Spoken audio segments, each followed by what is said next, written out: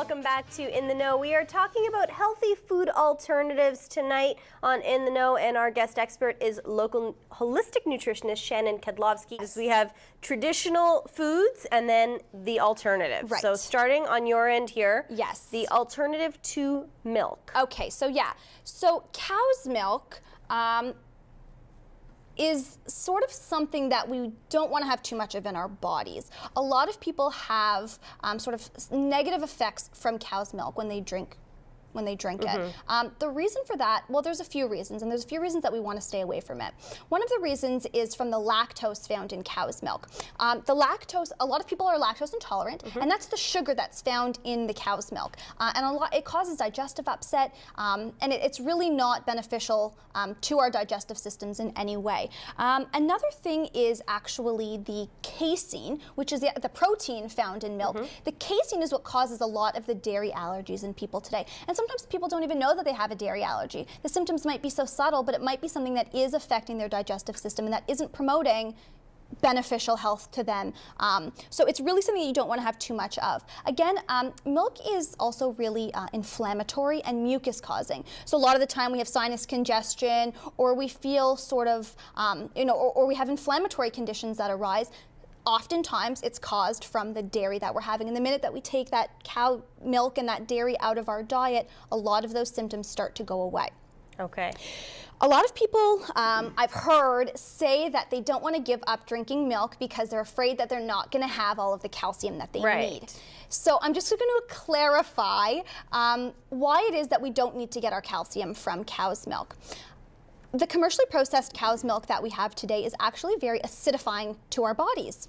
And that's not what we want. If we're having milk to sort of build strong bones from the calcium that we think we're getting from the milk, we want it to do beneficial things to our bones. But instead, because of the acidifying effects of the milk, it actually makes our bones more acidic. So it's actually doing the opposite of what we think that it's doing for us. And we're not absorbing nearly as much of the calcium from the milk that we're drinking as we think we are. So there's a lot of non-dairy sources of milk that we can have. Again, we mentioned earlier, all of those green veggies are super high in calcium for us.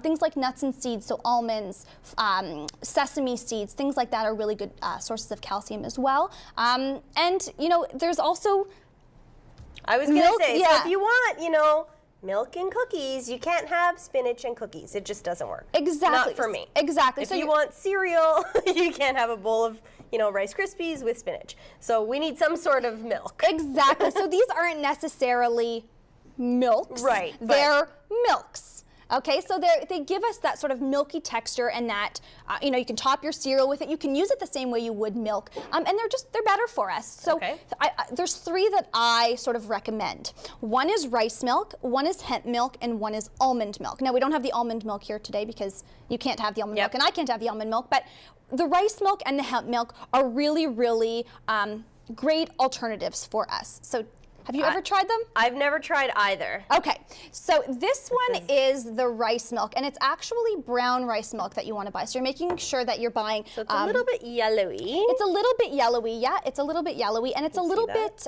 more watery than regular milk is. It's a little bit lighter, but it gives you a really good source of whole grain. It also is a good source of calcium for us. It's fortified with calcium, and it's not. It tastes like rice. Does it taste like? It tastes like the water when you strain rice. That's what it tastes like. It takes some getting used to. This one is the original flavor. I prefer the vanilla because I like a little bit of sweetness always. It's just different. It's not different. Bad. This one is the hemp milk. I think this one is the vanilla one. Hemp milk. Okay. Hemp milk. Yeah. So hemp is actually an amazing source of omegas for us. It's the ideal ratio of omega-6 to omega-3 that we want. That one's not bad. It's actually I love it. I think it's delicious. And it's a really good source of protein for us, and again, a non-dairy source of protein. Not bad. All right, we only have a couple minutes left. We can get to this one, and then we'll save these for after the break. What's up there? So a lot of the times we use eggs in baking. There's a lot of people who are vegan or who are trying to lower their cholesterol levels or who have egg allergies or simply just don't want to have eggs in their diet. And I get asked a lot of the time, well, what do I do if a recipe calls for eggs? So there's a few things that you can do. One of them is that you can use pure unsweetened applesauce, about a quarter cup of applesauce, and that gives it the same sort of texture that the egg would have, that moist texture that we're looking for. You can also use 2 tablespoons of chia seeds in water. And I mentioned before a little bit about chia seeds, but what happens to the chia seeds is that they expand in water. So in our systems, they would also expand, keeping us fuller for longer and helping to stabilize our blood sugar levels. And when you place them in a half a cup of water, they form into sort of a gel. And it gives, again, that same texture and that same, consistency, thank you, as an egg would provide. So we talked about the milks and the chia seeds. Sport drinks? That's a sport drink, and we're comparing That's not a healthy alternative. That is not the healthy alternative. The healthy alternative is actually coconut water.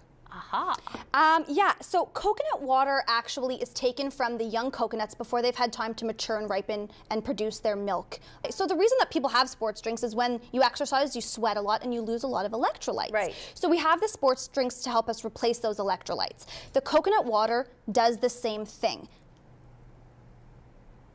I like coconut water. Okay, so I was waiting for a response. It's nice and fresh. Yeah, it's sweet. Exactly, it's sweet and it's naturally sweet. So whereas a sports drink would have artificial or refined sugars, there's natural sweeteners in the coconut water. And it's super high in electrolytes, like I mentioned, so it helps to replenish our electrolytes. It helps with water retention. It helps with nerve transmission and all these things. And it's super high in potassium for us as well. Excellent.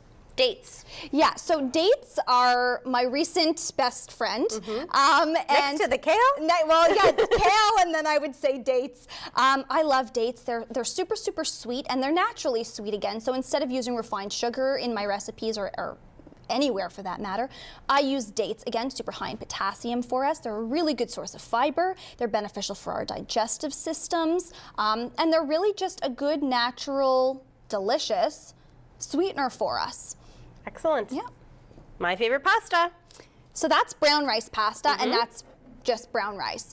And I'm comparing these options to white rice and white pasta. And the reason we want to stay away from white rice and white pasta is because they do have negative effects on our blood sugar levels. They cause those spikes of insulin that we don't want, that we want to stay away from, and they cause more sugar cravings, which is what we don't want. We don't want to end up overeating. So the brown varieties, the brown rice pasta and the brown rice itself actually help to stabilize our blood sugar levels. They break down slower in our system, and they just provide us with a slow burning source of energy, as opposed to having those white, sort of polished, treated, refined, carby starches that we don't want, that they don't really benefit our health in any way. They don't really keep us feeling full for that long. I find, when I used to eat white rice, I used to feel very hungry after, or white pasta.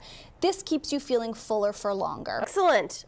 All great information. We're going to roll into our next topic, which is immunity boosters. The flu is going around everywhere. Yes, it is. We're going from hot to cold, and our bodies don't know what's going on. This is the time of the year when the flu starts to go around, and we really want to make sure that our immune systems are strong, that we're protected, and that we're not going to get the cold and flu this season. So there's a few things that you can do to boost your immune system. Well, there's a lot of things that you can do, but I've chosen a few for today. So just get the first one out. Okay, so the first one is to eat fresh fruits and vegetables. Again, we talked about it earlier. Super high in vitamins, super high in minerals, colorful fruits and vegetables, lemons, oranges, berries, tomatoes, green veggies. These are all amazing things that are going to help protect our immune systems and fight off viruses and bacteria and keep us healthy. Perfect. More immunity boosters here on In the Know when we return.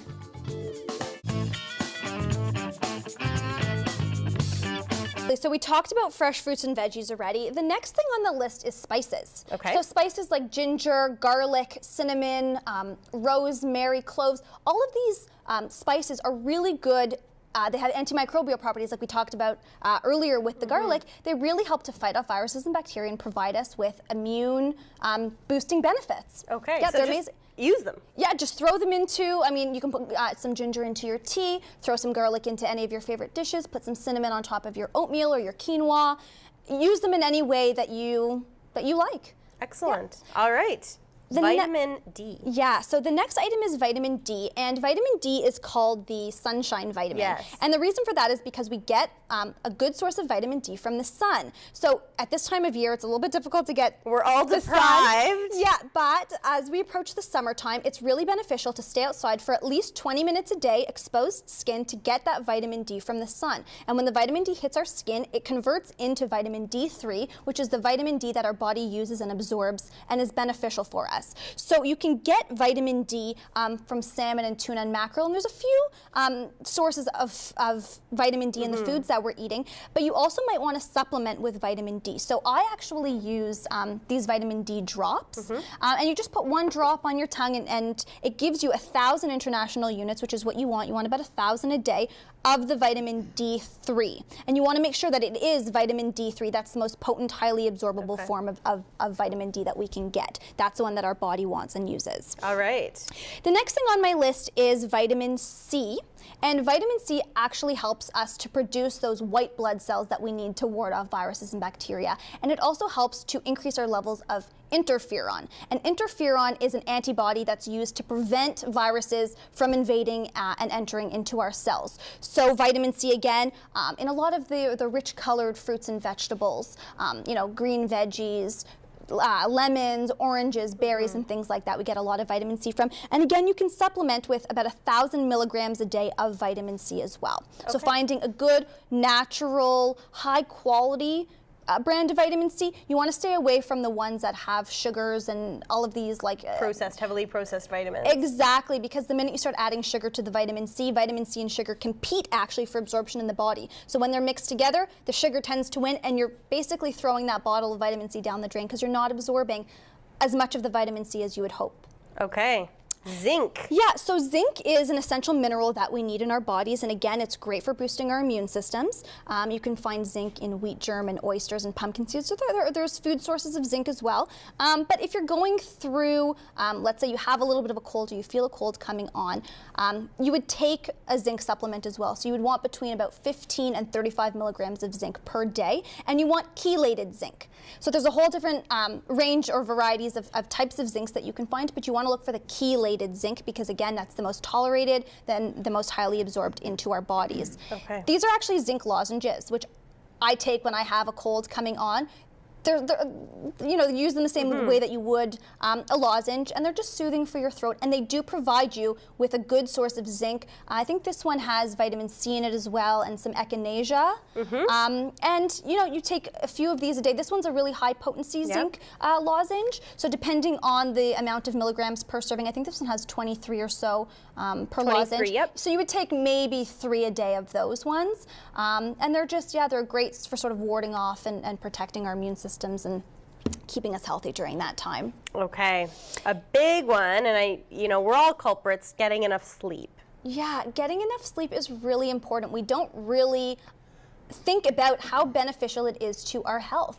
We actually release immune-enhancing chemicals as we sleep. So it helps to restore our immune system as we sleep. If we're not getting adequate sleep between 8 and 10 hours, let's say, your body doesn't have time to restore and rejuvenate itself. So it's one of those things that you don't really think affects you, but it really, really does. You want to make sure you're getting adequate sleep. Okay, and lastly, our favorite, the lemon. Lemons again. So again, like I mentioned, lemons are very alkalinizing to our systems. And what that does also, it helps to balance the pH levels in our systems. And that helps to protect, the more acidic our environment is internally, the more likely we are to have invaders, so viruses and bacteria. The more alkaline our system is, the less likely we are to have invaders. So lemons really help to sort of alkalinize our system and keep our immune system strong and protect us from getting sick. Excellent. You are a wealth of information, Shannon Kadlovski. You always come with so much stuff and information, and you make our lives that much easier. For people who want to get in touch with you, they're watching the show and they're saying, I'm always sick, I can't lose weight, I think I'm gluten. I have Intolerant. gluten intolerance or lactose intolerant, or I can't find a vegetable that I like. How do they find you? They can find me on my website at www.shannonkadlovski.com, and on there I have a lot of resources as well, some recipes and some tips and some stories, healthy living tips and things like that. And yeah, they can find me on my website. Excellent. Thanks, Shannon. I'm Julia Supa. We'll see you next week.